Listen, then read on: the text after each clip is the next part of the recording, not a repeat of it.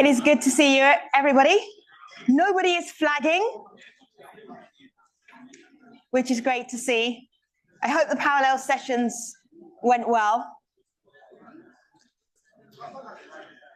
I'm just going to wait for a moment for you to finish your conversation. And I will know your conversation is finished because the room will go quiet. Take your time.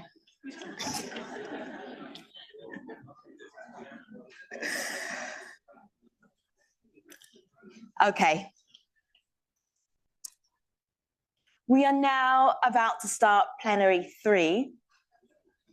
And there is a phrase that is often used in the world of where resilience is very useful.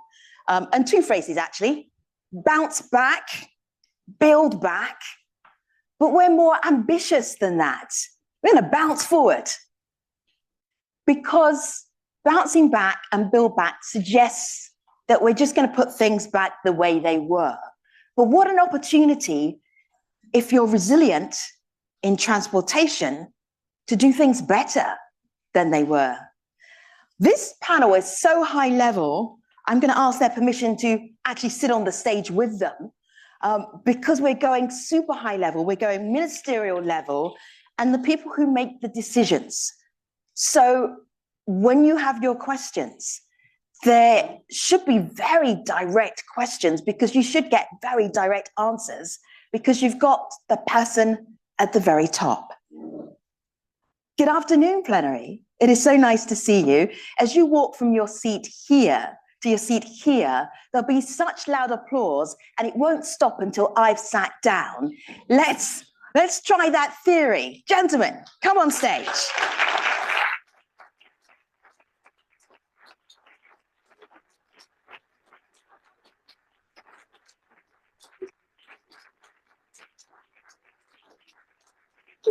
Come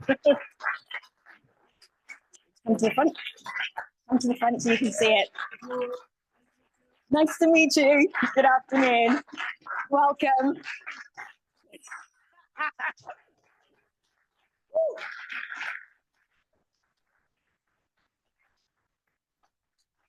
Now you've made them feel like rock stars. I had no idea that was going to go on for that long. I'm so glad you had a good lunch. You had the stamina for that. Oh my goodness, gentlemen. I am going to introduce you and ask you, so that we understand clearly what it is that you do for your work. Ask you what the best day at work has been for you and why, but you can only reply in 90 seconds or less. 90 seconds, that's like just over a minute. Okay. Minister Charles Malupi, Zambia. I'm hoping that there was a best day at work. I made an assumption. Yes, see, the best day will be... Minister of Infrastructure, Housing, Urban Development in Zambia, your best favorite day. The microphone is on now. I think, good afternoon, everybody. Many bad things are said about politicians. But there are some of us who went into politics because we want to save humanity. In terms of that which I do, which is minister in my cabinet, Minister for Infrastructure, Housing and Urban Development. I live in a country which is very big, 750,000 square kilometers, with little population, 20 million people. That means they are very far spaced around the country, and therefore they need infrastructure. Most of the places are far-flung, and it's difficult to move from one area to another. My government has embarked on a program to bring development, but also to grow the economy. So, Minister, connect the people. If I may, did you not have a best day at work? I'm just coming to that. This is why people say bad things about politicians. Because you ask them what the best day was, and they tell you the history of their country. We have to give you the background. Every day is the best day in Zambia. We have to give you the background. 30 seconds. The best day is when we commission a project, a bridge, a road. Where there was no road. We like that answer. It took a while to get there, but we like it. Thank you. I hope you have many best days. Deputy DG of the EU International Relations in the Ministry of Transport and Infrastructure, Mr. Sayan. Your best day at work. So before coming here, I had some notes, and God and I knew what to talk about. And after this question, only God knows what the answer. So, as the minister says also, as at the ministerial level, whenever you open a project, one of the best projects in my responsibility, when we launched the first ever Turkish-made satellite, Turksat 6A from Cape Canaveral last year. So after having an exhausted work and many 10 years of engineering, last year Turkey has launched his own satellite in the earth. Now the broadcasting goes through the Turkish satellite.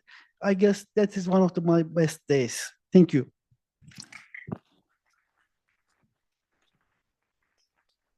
I feel like we all get to share in your best day. I'm glowing already, understanding why you enjoyed it so much. The Minister of Works, Tanzania, Minister Ulega, welcome. Your best day at work, what was that? Thank you very much. It's working. Yeah, sure. Yeah. Thank you very much. Actually, in our country, people, we are not doing well for other social services. So when you go to villages and to the communities, they want to hear about good roads and making their life easy. So my instrument is looking after the people's transportation and the goods transportation from one point to another. So if we solve that problem, we make people happy. Thank you. So problem solving, any day you solve problems is a good day. That makes sense. Tashi Penjor is His Majesty's Secretariat Managing Director for Gelafu Mindfulness City in Bhutan. Your Excellencies, distinguished guests, esteemed participants, I convey the warm greetings and prayers of His Majesty the King and the people of Kingdom of Bhutan. Indeed, I'm humbled to be speaking in front of all these distinguished participants. Indeed, to be very specific for me, 17th December 2023, when His Majesty announced to the world the establishment of a mindfulness city. Indeed, a mindfulness city that is the basis and underline for any resilience to be built. Indeed, even for the infrastructure as well. The mindfulness city will provide indeed a platform for all the global citizens to in fact demonstrate your resilience, but more importantly, to live in harmony with each other, to live in harmony with nature, and to live in harmony with the built environment. I would like to end here for now.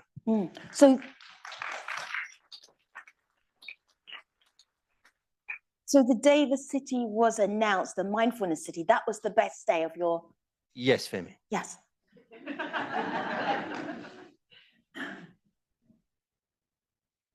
Minister Khan. Yeah, you've had far too long to think about your best day. It better be a brilliant day, not just the best day. Minister of Transport and Mass Transit for the government of Punjab in Pakistan, welcome. Thank you so much. I believe I had my best day at my job 2 to 3 weeks ago. We actually presented to the government a 4-year program.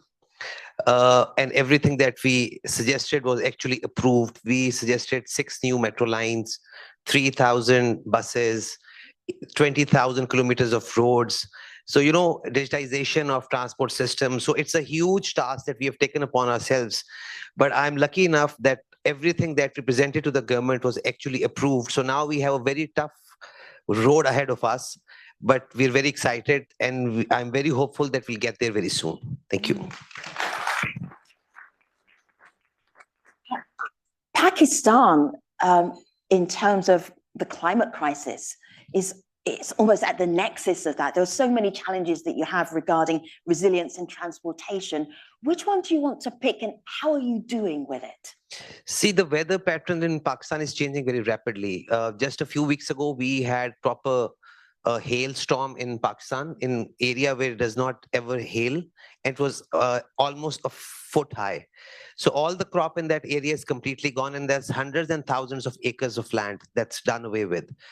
Before that, we were not having any rainfall, so that's a lot of areas which are actually irrigated by the rainfall only.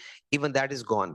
But again, it's Punjab is the food basket of our country, and we do believe that because of all the climate change, we are having destruction of our infrastructure. So now we are changing the way we are building the new infrastructure, because unless and until we have farm to market roads, most of the produce that the farmers produce is actually gone before it reaches the cities.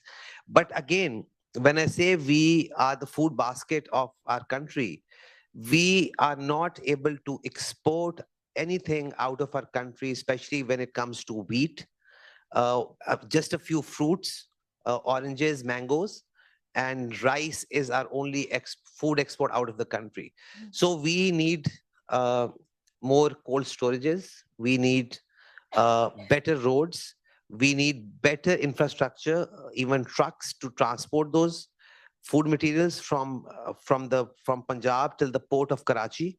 So yes, I do believe that even when we are badly hit by the climate change, we are striving, we are trying our best to fight back. And I think with the newer technologies that are available, and especially when we come here and we come to forums like this, where you actually learn so much, you get so much information that you can actually take back and implement in your own country.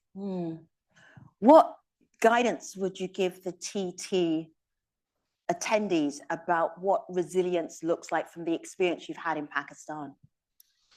See, we had a very past 4 or 5 years were economically very challenging. They were critically very challenging.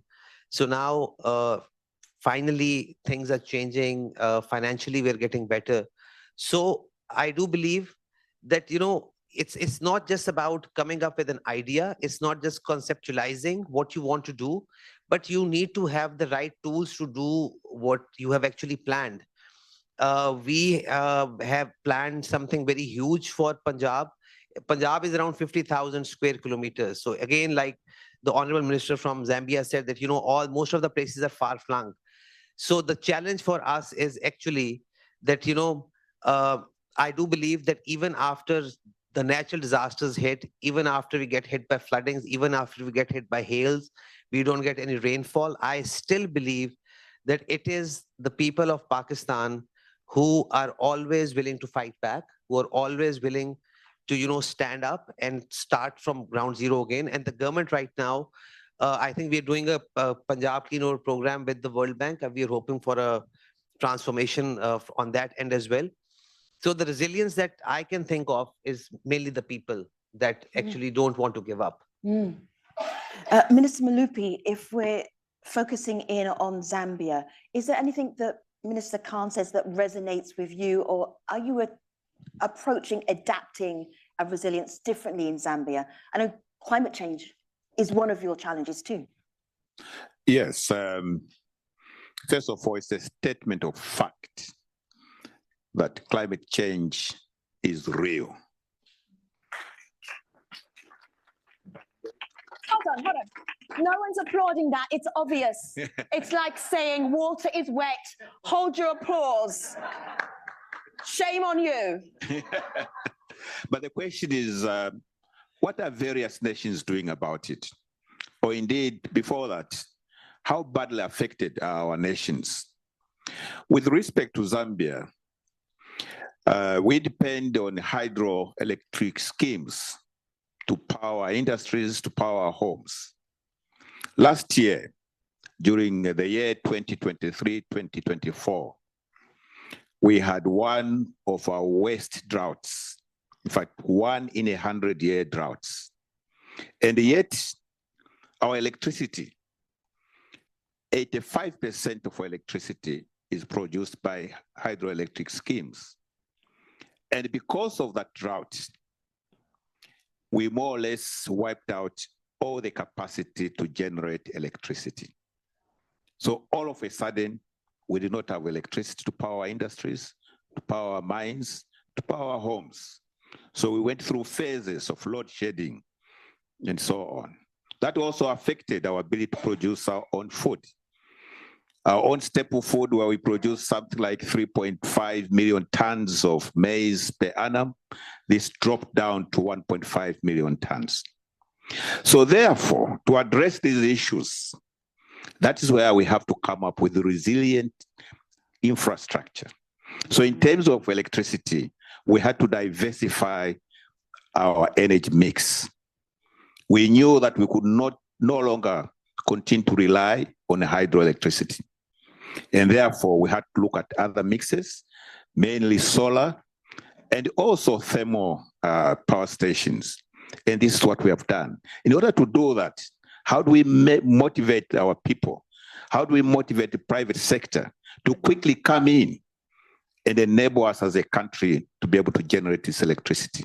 And this is what we have done by changing our laws, changing our policies, so that those who have capacity to come in with solar schemes, solar power schemes, can very quickly do that. And this is what we have done. In terms of food, how do we make sure that we are able to produce food for ourselves, whether there is rain or no rain? And therefore, we came up with the schemes, first of all, to grow our irrigation capacity, the creation of water capturing facilities like dams, and so on. This is what we have done. I started off, which I was roundly condemned by the interviewer here, or the moderator. I was encouraging you. To talk about the fact that climate change is real. Now, this year, 12 months down the road, we have floods, massive floods, washing away our infrastructure, roads and bridges, and in some cases, affecting our farms and so on. Again, in terms of the infrastructure, the roads, we now have to engage on building climate resilient infrastructure. Certain roads have to be lifted. Certain technologies have to be applied to make sure that we can survive, whether you have a drought or you have floods. I noticed as you were speaking that you have a smile on your face, and sometimes our faces betray our words, but your words and your smile merge beautifully. Why are you smiling? Because these are challenges. Yeah. The world throws away challenges to communities. But if you come up with solutions, if you are able to overcome these challenges, that's cause for a smile. Yeah.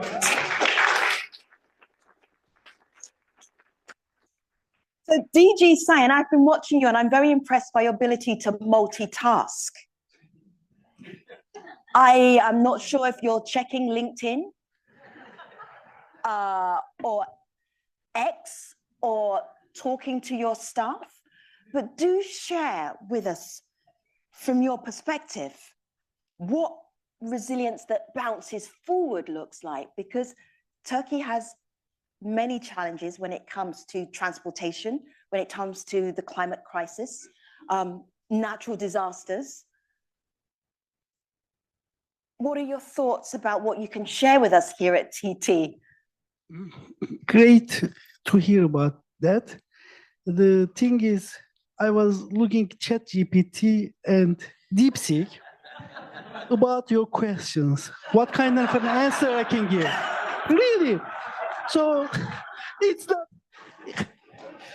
it's not something else I can show you. So if I read from here, what should Turkey do against climate change? Turkey, like many other countries, face significant challenges related to climate change, from rising temperatures and droughts of extreme weather events and rising sea levels. To address these challenges, Turkey should take several key steps: strengthening the renewable energy, carbon emission reduction, climate resilient agriculture, urban planning, and green infrastructure. Do you know, we have solved our transportation issues. Why are we sitting here? Everyone get ChatGPT out, and then we can go to the cocktail and not worry. This is amazing. Do you actually use ChatGPT in your work? Is AI helping Turkey right now? That is the question. I mean, Yeah. 10 years ago, if I would be asking all of the audience here, who doesn't have his or her handsets with them at this conference? Is there anyone who doesn't have handset here with you? You don't have, but you have it. I see it. Oh yeah. Handset. Yeah. Mobile. Yes. So mobiles are everywhere. Yeah. So if people were telling to you that you will be using, there will be some device that would be everywhere with you, that would be collecting your steps, that would be measuring your health, that would be doing everything with you, that would be collecting your data, and that data goes and collected somewhere in the world that you even don't know, because when you start using this, you accept all the terms and conditions. We are in a world that AI and mobility is everywhere. So my responsibility in the ministry is also working with AI, having the lives better, and to see how AI will change the lives of people in Turkey and beyond.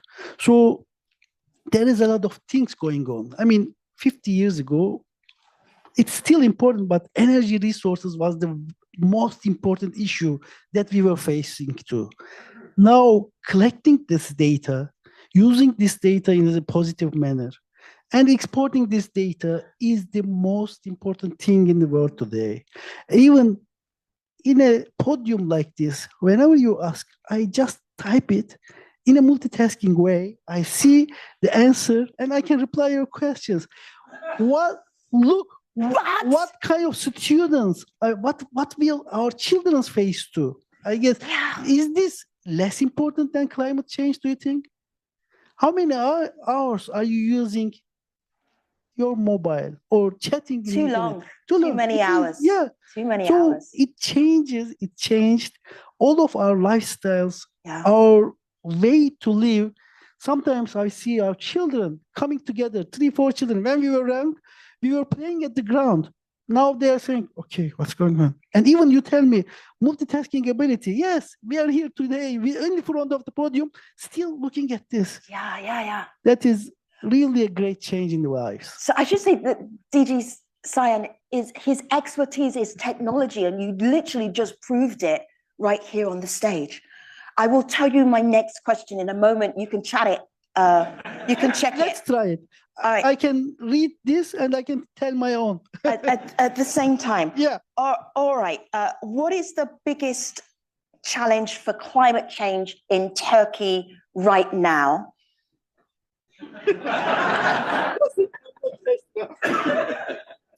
Are you doing it in English or in Turkish? In Turkish, in English. English, okay. Ooh. What does it say? Is it a big paragraph or a short sentence? It's biggest challenge. I didn't say climate challenge. The biggest challenge is the high inflation and currency. We don't want to get into that area. All right, let's go to my answer on that. Yeah, your answer. Pair them up. Put the two together. Yeah, I mean, the biggest problem that we are facing today in the last 3-4 years, every day, as responsible people in the government, we are looking at the water level at the dams in the bigger cities, whether it's 40%, 30%, if it rains, has it become 45%? Will we survive this summer? So climate is changing extremely, and the weather, because of the floods and all other means of climate change, we need to make more resilient infrastructures, more resilient roads, more resilient railways. Otherwise, if you plan all of these according to no climate change, with some kind of climate environment, it will not be enough. And we have seen this. There has been, Turkey has a history more than 10,000 years, I mean, even beyond. There has been some bridges in the villages more than 500 years old. They are still alive. But with the change of the climate, we need to change that infrastructure according to the new means. That's our task to deal with. Minister Ulega, bouncing forward to transportation resilience in the context of Tanzania, what story would you tell us? What work are you doing right now? Thank you, Femi, for this good question. In Tanzania, we are doing better through a program called Tanzania Transport Integrated Program, which is supported by World Bank. And we thank World Bank for this project very much. With this project, we rehabilitate our roads and we do construction of the roads as well, connecting region to regions. We have about 26 regions in our country, over 900 square kilometers, and with a population of more than 60 million people. So with these projects of TANTIP, we have some measures that we are taking to make sure that the transport infrastructure are resilient and people connectivity and mobility is going on. So the first thing is with our policy measures. You know, we have a department dealing with disaster issues, preparedness and management within the government. But again, through this project, as I said before, we are constructing. And now, through this project as well, we in the government, we prepared our young expertise together with this. They are taking care with this project. We have about not less than 50 expertise, young boys and girls employed by the government, so that in order we localize the expertise and, you know, making them ready for the climate change issues, the floods, the heat waves, and all these. But again, the second thing we are doing in our country is about the green infrastructure. You know, we are planting along the roads so that to prevent the roads be attacked by the floods and this kind of a situation. And the last thing that I can talk is our expertise. After knowing that most of our places are prone to floods, now the designs, the engineerings are now changing accordingly. So most of the roads now, when we are going to construct or we are constructing, you know, they are elevated because we have experts for the management and for the what I can say, the climate, you know, resiliency, taking data during the floods to see the volumes of the water passing by.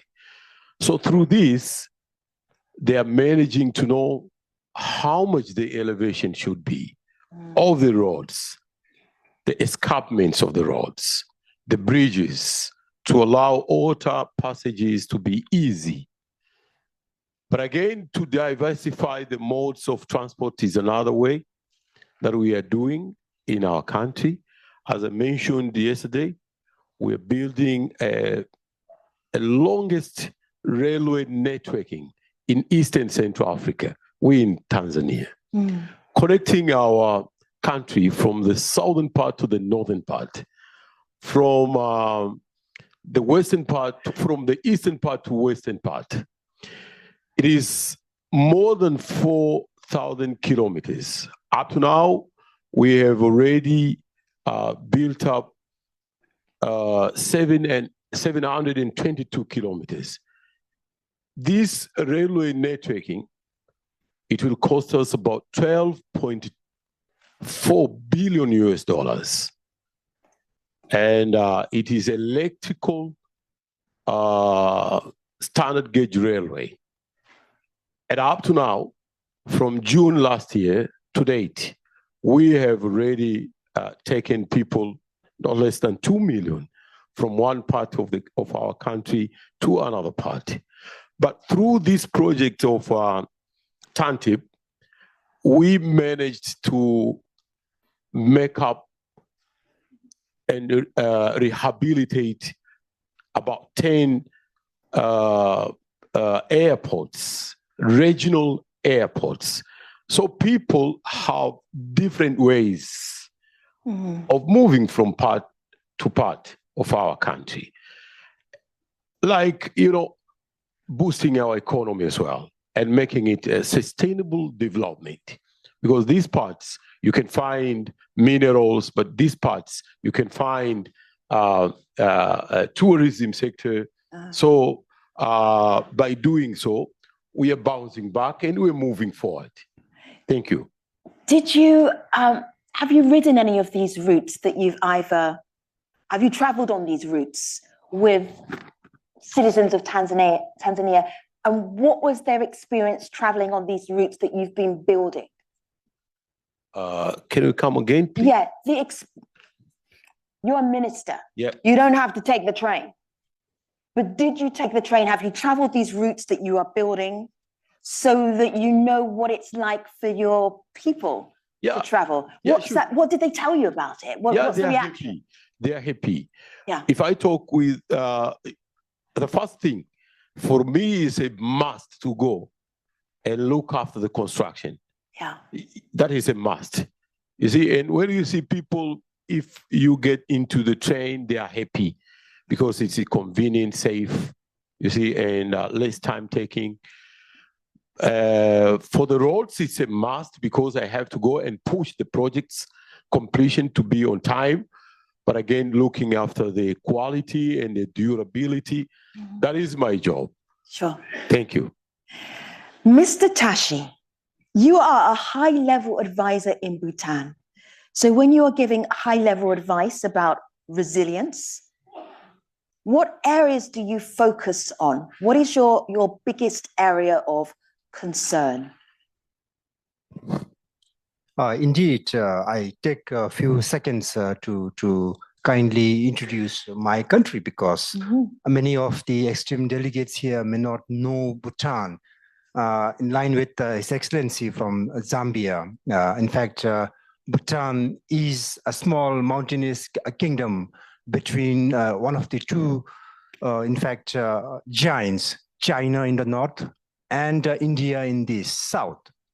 So therefore, it is very important for Bhutan to remain not only relevant, but more importantly, resilient.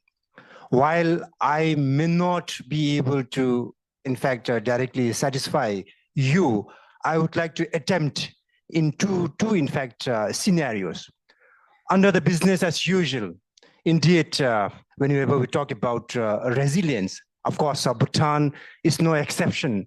Like many of the coastal countries here, Bhutan is also impacted by climate change because of melting of the glaciers and so on.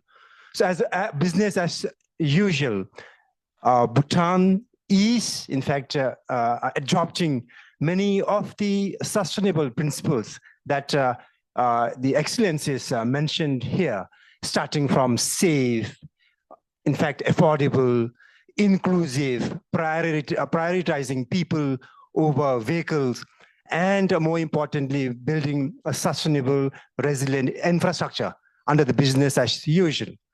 But what is very important for Bhutan is that there are many good practices being adopted worldwide. So for a small nation like Bhutan, where we have a very strong leadership, a very strong political will, is to provide a platform to adopt all these best practices. But more importantly, indeed, to provide a platform in finding answers or in delivering solutions, as the plenary session says. So what could be those solutions? We believe that, as a hypothesis I would like to put forward, is resilience equivalent to not just business as usual, but building mindful infrastructure? Is resilience about being mindfulness in the world that we live? And the answer that we believe is yes. So as soon as we are being mindfulness, we are able to incorporate all these sustainable aspects that we tend to talk in the day-to-day business. So in that regard, the proposition is that we are being mindful not only to each other, we are not being mindful to the inventions that have been made, but more importantly, mindful to build infrastructure that could withstand the so-called disasters or climate change. But more importantly, Bhutan must, because of its situation and the landlockness, is also to build, in fact, connectivity with our countries in the region. Without regional connectivity, Bhutan may not be able to build resilience. So in that regard, building a very strong physical connectivity, be it land, in fact, air, or in fact, river, has become of utmost importance in the process of Bhutan's socioeconomic development. So in that regard, at a very high level, we must be able to negotiate with our, in fact, leaders in the region. We must be able to negotiate with the donors, with our development partners, but more importantly, with the people that we live on a day-to-day basis. So I believe that if we are able to be open and adopt practices, if we are being able to be more mindful, I'm sure that Bhutan will progress as His Majesty has envisioned. What questions do you have? Please use those two microphones. Don't leave your question to the end of the session because I won't be able to take it. But if you have one right now, go there. Minister Ulega, it looks like you had a question for Mr. Tashi. When he was talking about mindfulness as resilience, I could see your brain ticking over. Articulate the thought. I know you had one.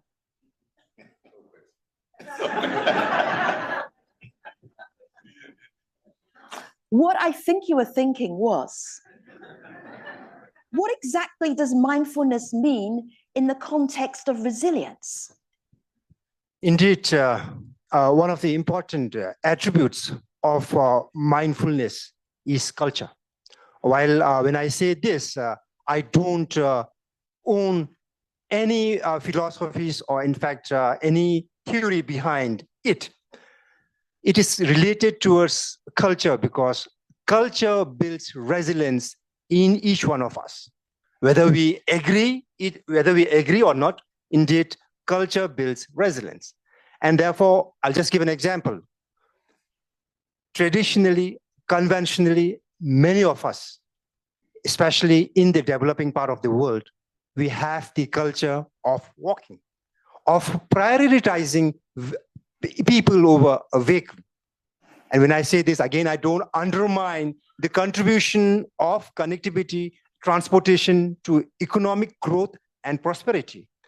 But say like in a most populous and a very highly developed economy where car vehicles overtakes, in fact, priority over people, where people do not have any space to walk on a street. So I'm coming from that perspective. In fact, mindfulness equals to resilience, which in fact could be determined by the culture that each community shapes to build resilience. And of course, again, it becomes highly philosophical when we say that we have to build mindful infrastructure. And I don't have to elaborate on why we have to build and what is mindful infrastructure. Thank you, Femi. Thank you. Your question, sir.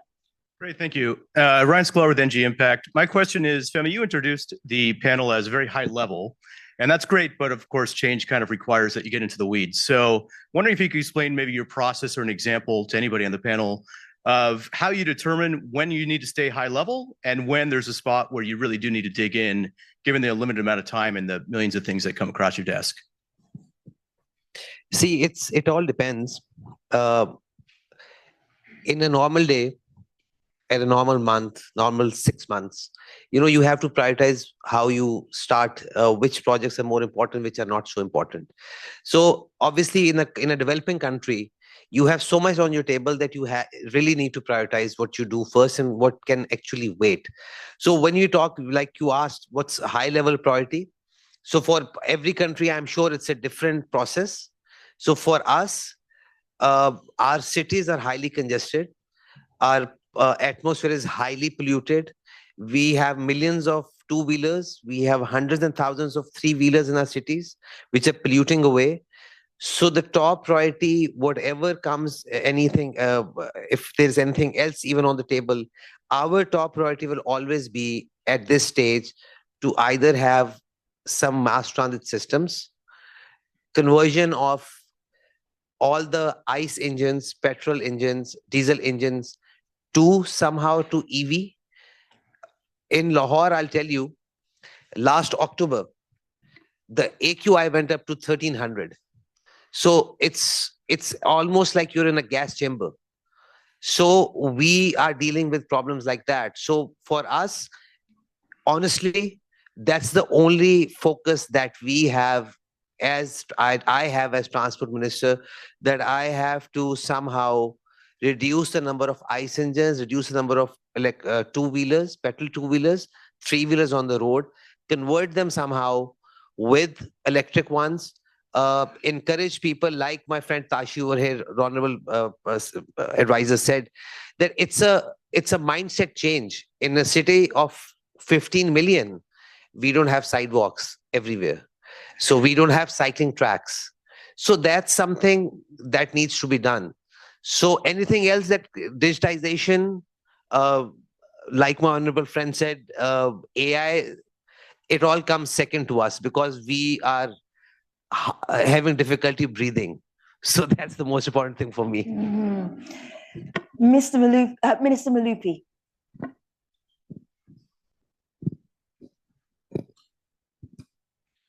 Yeah, I think in terms of what we do, the question he asked is, how do you decide on the low and the high? With us in Zambia, we believe that as a nation, the nation itself, through the leadership, has to set the priority. And it's the response to that priority that affects all those that work, those that run ministries. In the case of Zambia, our top priority is to grow the economy. The growth of the economy is what will alleviate poverty, is what will bring wealth to the nation, bring money into the treasury, create employment, and other things like that, so that we can begin to attack the social evils that are within the country, grow our health sector, our education sector. And what are we doing to grow the economy? We in the Ministry of Infrastructure and Transportation, we think that our role is to ensure that every sector of the economy is facilitated to also grow. Let me give you a few examples. In terms of agriculture, 80% of our staple food is grown by small-scale and peasant farmers, far-flung in rural areas, not connected. So it's our role as infrastructure ministry, transportation ministry, to open up these areas, to drive roads through to these areas so that the people there, the farmers there, can have access to inputs, to equipment, and they are also able to have access to markets when they have produced. And in this regard, I must thank the World Bank, because with the World Bank, we have a program called Improved Rural Connectivity Projects, IRCP, where a number of roads, up to 4,000 kilometers of roads, are earmarked for rural areas. These are gravel roads, or other people call them dirt roads, but they open up these areas. Now, when these people have produced, the food has to have access to markets, and then what? We have to find, we have targeted ourselves to produce 10 million tons of grain every year. Our annual requirements is 3.5 million tons. So there is excess. Where does that excess go? It must go for export, especially to the region around us. Zambia is surrounded. It's a land-linked country. We have stopped calling ourselves landlocked because we think we should take advantage of the fact that we are surrounded by 8 neighbors and one linked to us by one of the biggest lakes in Africa, Lake Tanganyika. So we have to create linkages. These neighbors to us are potential markets. But in order for us to actualize those markets, we have to have linkages, railway linkages, roads, as well as airports that can take goods there. And that is why we have embarked on a program to create these linkages, and also not only roads leading into our neighboring countries, but also to create and improve border posts so that trade across borders is done much, much faster. But we also have a situation where economies have not done very well. In fact, many of you may have heard that we are so indebted that in 2020, we became one of the first countries in Africa to default on our debt repayments.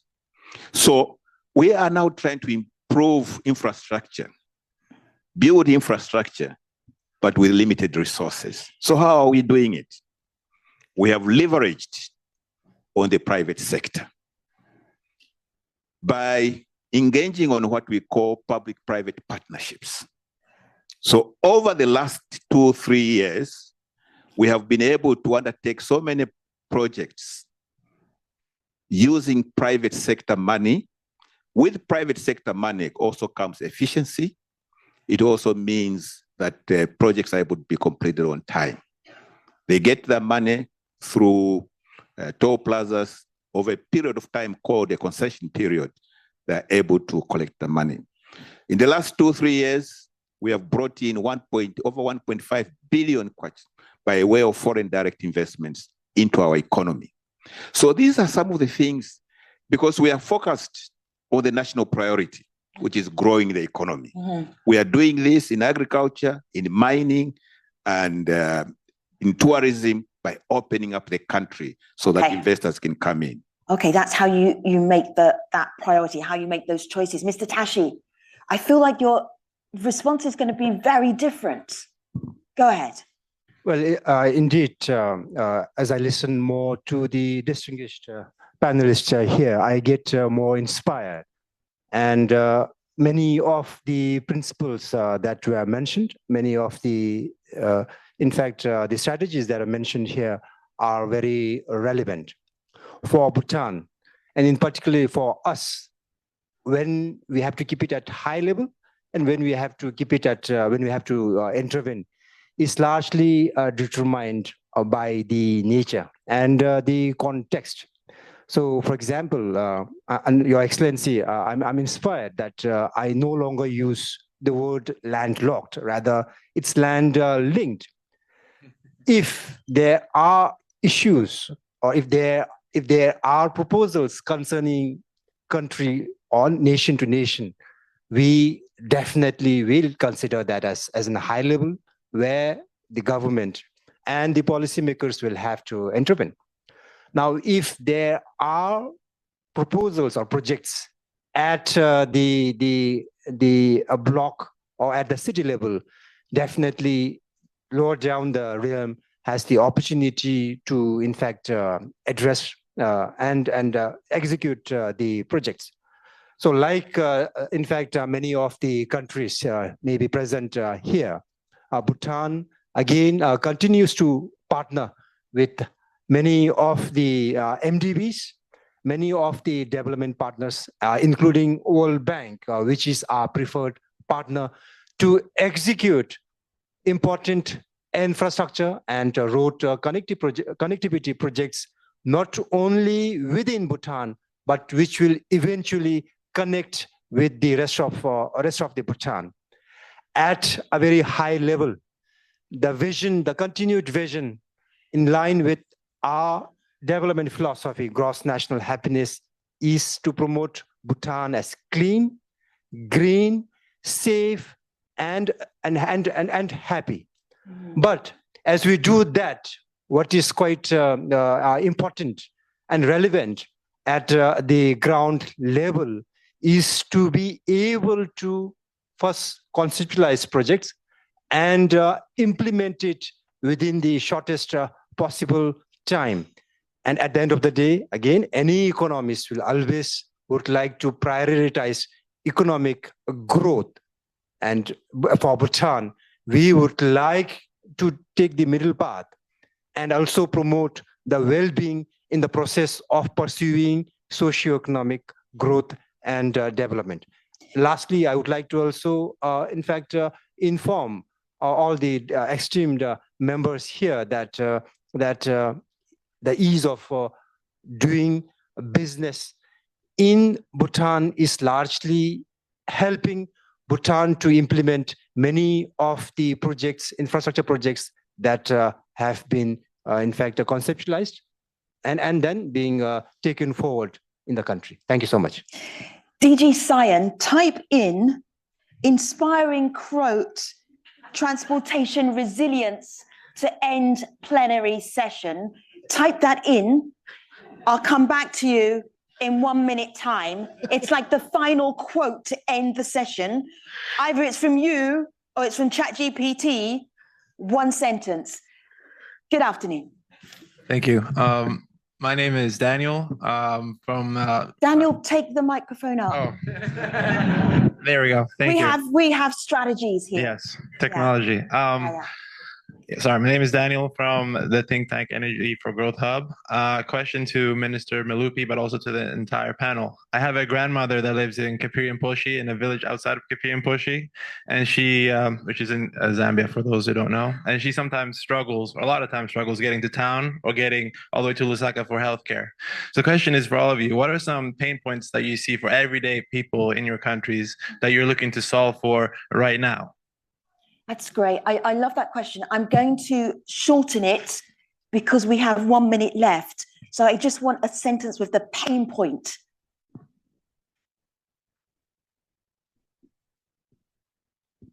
Minister Khan, you start while we're turning on the microphone. Go ahead. If I would finish in one line, for us, it would be rural connectivity to the cities. Okay, rural connectivity. Through public transport, not just the roads, but public transport. Okay. Minister Malupi. I'll answer his question directly because of the point, the town that he has mentioned. Not long ago, the road from Lusaka to Kapiriamposhi to the Copper Belt was in a terrible condition. 327 kilometers to take 6-8 hours. To make her life, your grandmother's life, easier, we have had to employ a PPP, public-private partnership, by creating what we call a dual carriageway. This is already being worked on, The time of travel has been reduced dramatically. Safety on the road is much better, because the road is better. 1 second, Minister. How old is your grandmother? How old is? How old? 75. Is the road finished? Well, We want to be practical here. yeah, it's going to be finished very, very soon. When? But this is what we are doing. Grandma It is was a- 75. She's not going to die anytime. She will continue to be with us. So it had a 3-year program. We have done 1 year. 75, Minister. 1 year. Get on it. Yes, we are working on it. And this is what we are doing throughout the country. All right. Okay. I am slightly teasing you, but there is an urgency here. Okay. Mr. Tashi, the pain point. Indeed, it's very difficult to in fact connect Bhutan to the rest of the countries in the region. Yeah. So regional connectivity will also receive a priority. Yeah. In addition to building good roads and infrastructure within Bhutan. That's the pain point. Minister Alega, the pain point for you. Thank you very much. For us, as I said before, we diversify the modes of transport. We have airports, we have railway, but we are constructing our roads. But again, we are trying harder to make sure that each and every village have a good healthcare centers. Interesting. Yes. All right. Thank you very much. DG Cyan and ChatGPT brings us our final closing rousing thoughts. I'm trying not to be cynical about this. I'm waiting to be impressed.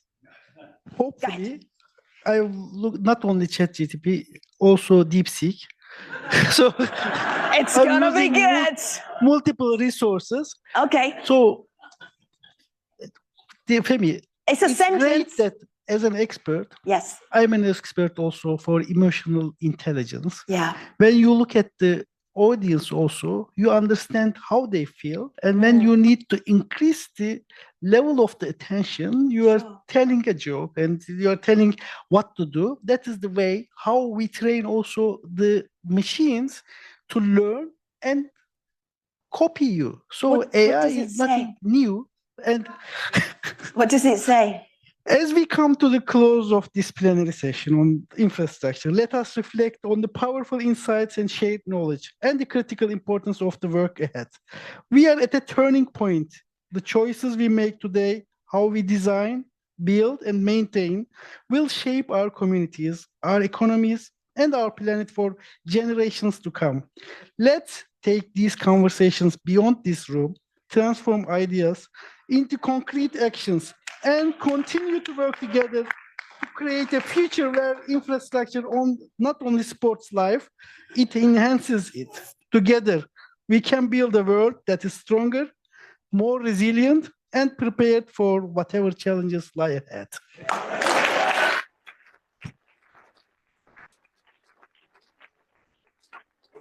And just like that, I am unemployed. Ministers, gentlemen, plenary, it was a pleasure. Please go back to your seats. We thank you.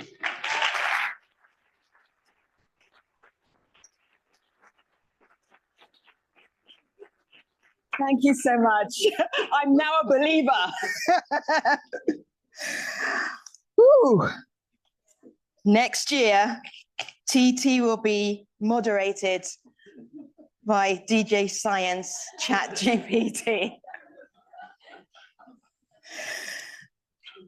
Heather Thompson is the CEO of the Institute of Transportation and Development Policy. She will be your host for the next part of today's TT conference. I'm delighted to hand over to Heather as I sit in the corner and cry about my job going to AI. Thank you, Heather.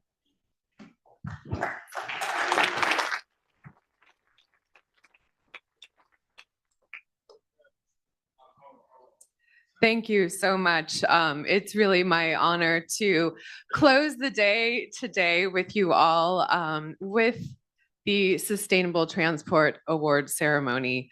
And I don't think that AI is going to be solving the problems in the cities anytime soon, where we need real people and real leaders doing the work to make projects happen, to get finance on the ground, to get our transportation systems more sustainable. So it's really an honor today to close the session with something that we know is leading to real inspiration for years to come.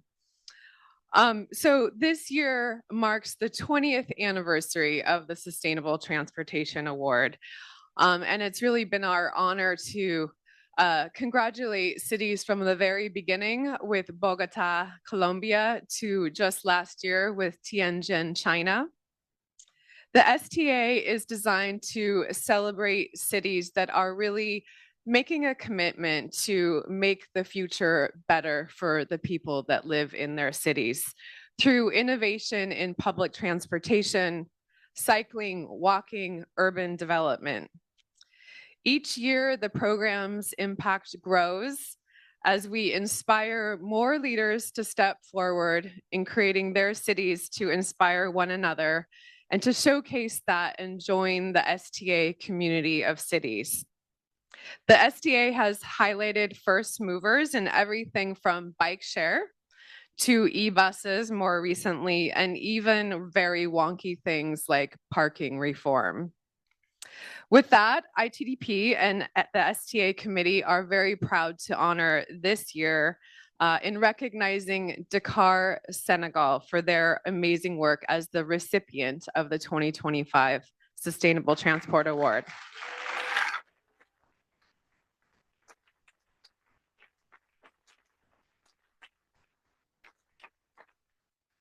And I am here representing ITDP, but we do not do this alone. We do this together with an entire committee that makes sure that the Sustainable Transportation Award every year remains a symbol of excellence. And our partners in this committee include the Asian Development Bank, Amend from Africa, the Bus Rapid Transit Center, BRT Center of Excellence, CAF Bank, Clean Air Asia, Despacio, GIZ, ICLE, WRI, and the World Bank. And for any of you cities that are out there in the audience, the applications are now open for 2026, so please apply. The committee is looking for amazing cities to come forward, and you can find more information at staward.org to nominate. So it is my pleasure to, again, recognize this year's award winner, Dakar, Senegal. And it is really tremendous. The city has implemented a bus rapid transit system, but not only a bus rapid transit system, but one with electric buses. And more throughout the conference today, I have heard that there should be no more bus rapid transit systems that are not electric bus rapid transit systems. So it's really wonderful to have Dakar setting a great example as the first in the continent of Africa. They have done amazing things to involve the private sector, to involve digitalization, to incorporate local operators. It's also involved the development of transit-oriented cities, public spaces, walking and cycling to create more access to their public transportation systems. They are just getting started. They have more to go, more plans, but when it's finished, 66% of the population will have access to 1,000 jobs, education, health center opportunities.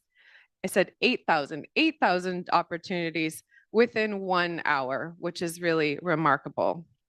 So before I invite our award winner recipient to the stage, I want to take a moment and share a quick video with you for inspiration. L'ITDP et le comité STA pour cette reconnaissance internationale que nous avons reçue à travers le bus rapide transit de Dakar. Cette distinction est une reconnaissance des efforts du CETUD, du gouvernement du Sénégal, pour transformer positivement les agglomérations, en faire des villes viables et vivables, en respectant nos engagements internationaux pour la réduction des émissions de gaz à effet de serre et en tenant compte de l'inclusion sociale et de la décarbonisation des transports. Nous allons faire plus et mieux. Faire plus et mieux, c'est préparer l'avenir de cette ville qui va doubler sa motorisation et sa démographie à l'horizon 2040. Nous avons pris l'option à travers le plan de mobilité urbaine durable de mettre en priorité la mobilité collective et active dans une ville qui intègre l'aménagement paysager. Pour les transformations positives souhaitées par les populations, elles doivent être inclusives et résilientes au changement climatique.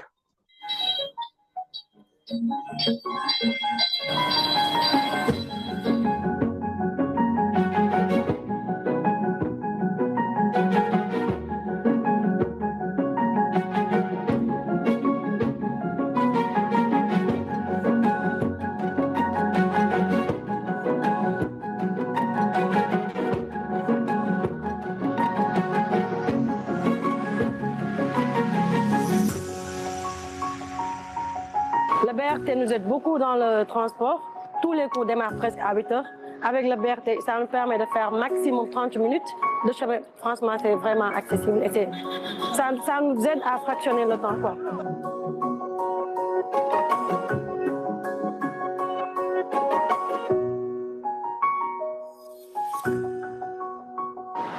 Pour moi, le BRT, c'est une bonne chose, quoi. Du coup, là, je fais mes courses là à Liberté 6. Et je reste à Liberté 6. Je viens d'aller prendre vite un truc à Sandaga et j'ai pour quelques minutes.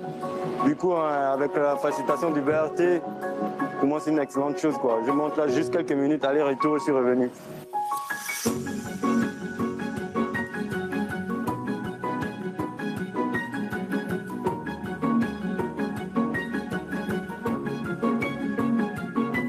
Le BRT nous a apporté beaucoup d'utilité en matière de vitesse et tout ça, parce qu'on restait des minutes entières à attendre un bus. Et maintenant, avec l'arrivée du BRT, maintenant c'est plus facile. On attend juste 5 minutes pour prendre un bus.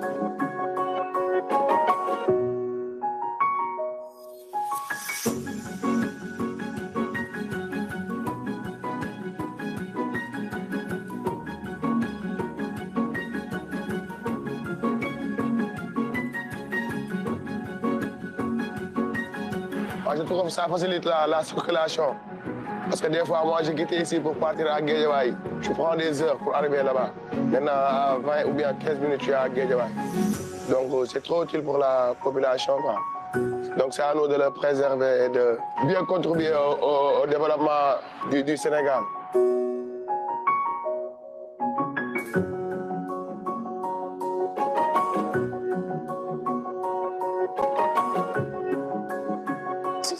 Places debout et 55 places assises.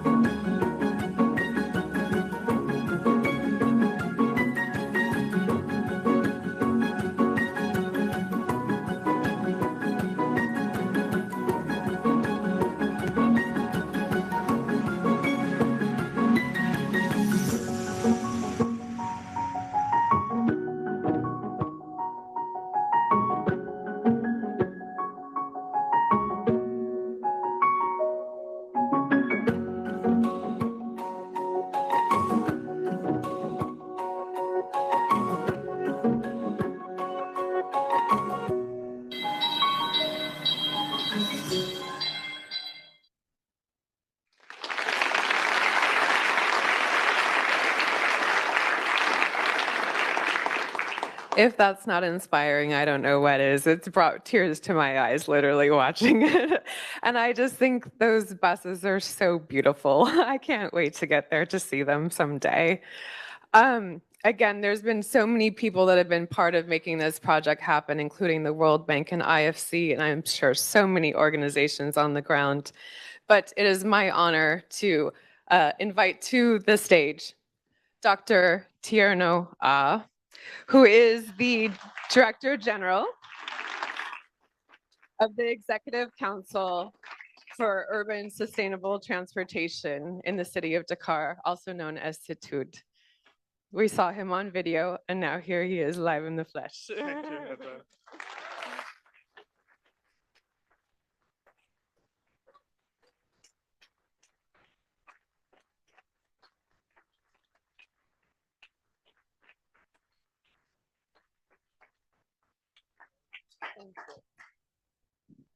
Thank you, Heather. Thank you very much. Oh, okay.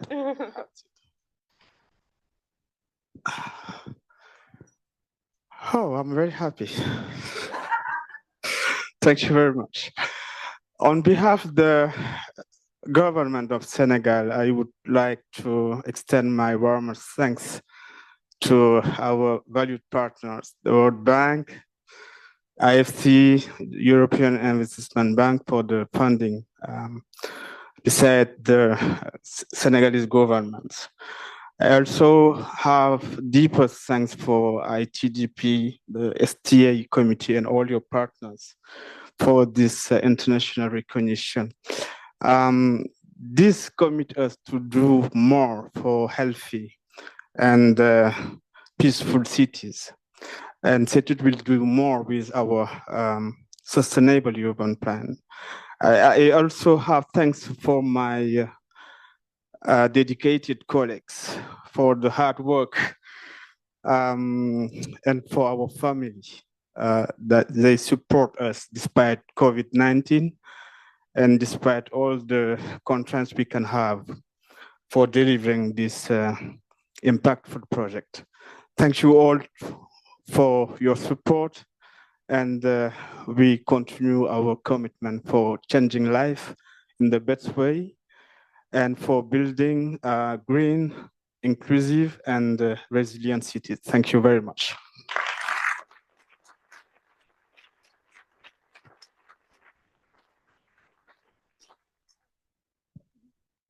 And with that, I'd love to invite the STA committees to the stage quickly for a photo. Thank you so much.